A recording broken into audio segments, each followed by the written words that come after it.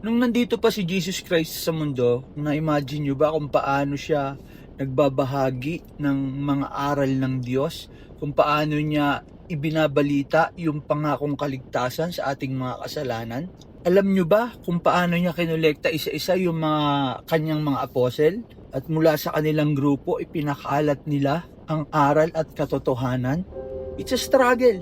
Kaya nga pinako si Kristo sa krus dahil marami ang nagko-condemn sa kanya at marami ang hindi naniniwala sa kanya, lalo na yung mga matataas ang antas. Ngunit dahil sa mga apostoles at mga disipulo, kumalat ang magandang balita at ang pagliligtas ng ating Jesucristo through preaching, through personal testimonies kung paano nabago ang kanilang buhay at yung kanilang encounter nung nandito pa si Kristo sa lupa. And establishment of community of believers. Yung community of believers, ang tawag doon ay church. Hindi yung structure, hindi yung simbahan, kundi yung sama-samang mga tao na naniniwala at sumusunod kay Jesucristo. Ang pinakasentro ng kanilang misyon ay yung Great Commission na ibinigay ni Kristo sa kanyang mga disipulo bago siya umakyat sa langit.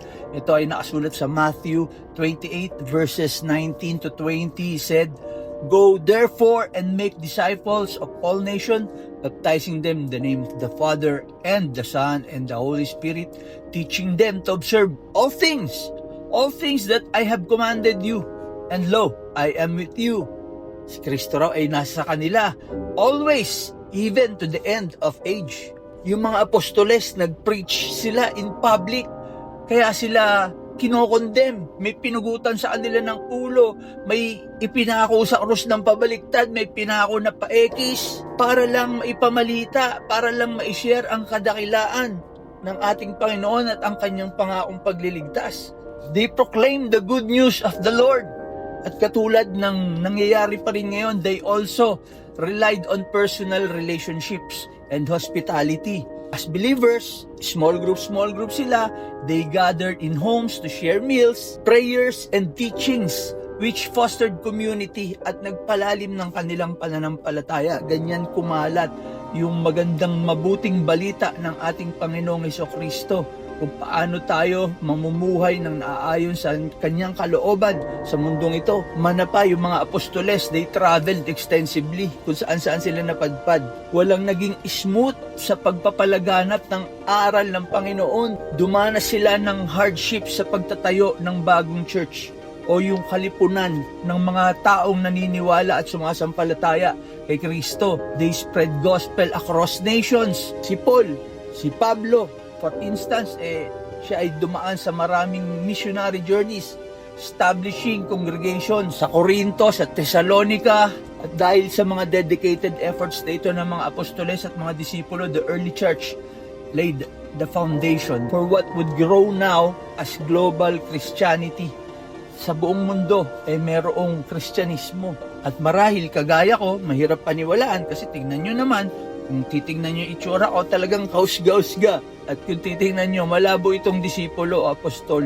Sino ba nga naman ako? Ngunit, kung ano pa man ang isipin ninyo, nasa puso at isip ko, ang Great Commission. Hindi ko sigurado kung gusto ako ni Jesus. Hindi ko sigurado kung may kaligtasan ako. Pero ang sa akin, gusto kong mabuhay ng naaayon sa kanyang kalooban.